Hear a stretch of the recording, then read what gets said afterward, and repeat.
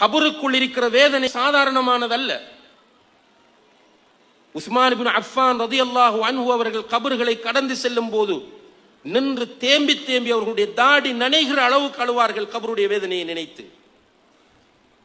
ரசூல் ஸல்லல்லாஹு அலைஹி வஸல்லம் அவர்கள் ஒரு நாள் ஒரு அன்சாரி தோழருடைய ஜனாசா நல்லடக்கத்திற்காக சென்று கபரு தோண்டப்படுகிற போது பக்கத்திலே உட்கார்ந்திருந்தவர்கள் கையிலே ஒரு குச்சி ஒன்றை வைத்துக் கொண்டு நிலத்திலே கீறுகிறார்கள், மேலே பார்க்கிறார்கள், நிலத்திலே கீறுகிறார்கள், மேலே பார்க்கிறார்கள். டென்ஷன்.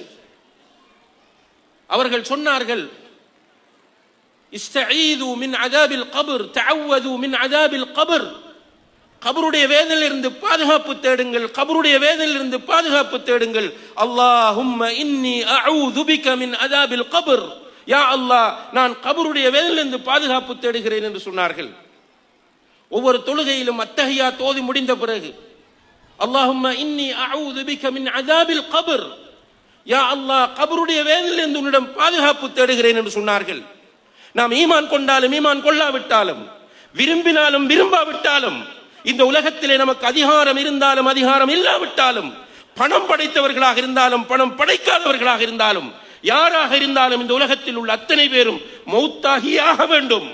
மௌத்தான பிறகு அவர் கபரிலே அடக்கம் பட்டாலும், அல்லது கடலிலே மீனவரை தின்றாலும், அல்லது விமானத்தில் பறக்கிற போது எரிந்து சாம்பலானாலும், வல்லாஹி நிச்சயமாக அவருக்கு அல் ஹயாத்துல் பர்ஸகியா என்கிற கபருடைய வாழ்க்கை இருக்கிறது.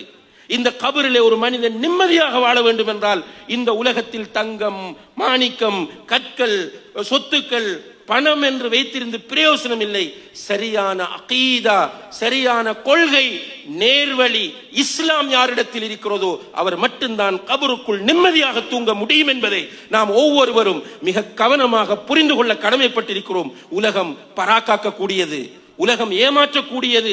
உலகத்திலே ஷைத்தான் நின்று கொண்டு நம்மை திசை திருப்பிக் கொண்டே இருக்கிறான். அல்லாஹ்விடத்திலே அவன் சபதம் செய்து விட்டு வந்தான்,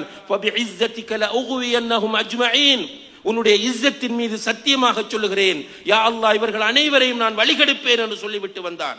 நேர்வழியில் செல்ல விடாமல் முன்னால் போய் உட்காருவேன், பின்னால் வந்து உட்காருவேன், வலப்பக்கம் உட்காருவேன், இடப்பக்கம் உட்காருவேன் என்று சொன்னான். இந்த சவால்களுக்கு மத்தியிலே வாழுகிற நாம் வெறுமனே துனியா, காசு, பணம், சொத்து, கௌரவம், பிரஸ்டீஜ், நிம்மதி என்று மட்டும் பார்த்து கொண்டிருக்காமல் நேர்வழி எது என்பதை தேட வேண்டிய பொறுப்பு எல்லோருக்கும் இருக்கிறது. வெறுமனே எங்கட மௌலவி சொன்னார், எங்கட ஷேக் சொன்னார் என்று இருந்து விடாதீர்கள். ஷேக் வரமாட்டார், மௌலவி வரமாட்டார் கபருக்குள்.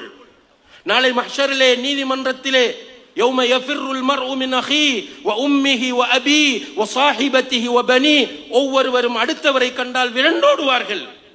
பெற்றோர் பிள்ளைகளை கண்டால் விரண்டோடுவார்கள், பிள்ளைகள் பெற்றோரை கண்டால் விரண்டோடுவார்கள், கணவன் மனைவியை கண்டால் விரண்டோடுவான், மனைவி கணவனை கண்டால் விரண்டோடுவாள். யாரும் போய் இவ்வளவு காலத்திற்கு பிறகு சந்திக்கிறோமே என்று முஆனகா செய்து, முசாஃபஹா செய்து சுகம் விசாரிக்க மாட்டார்கள்.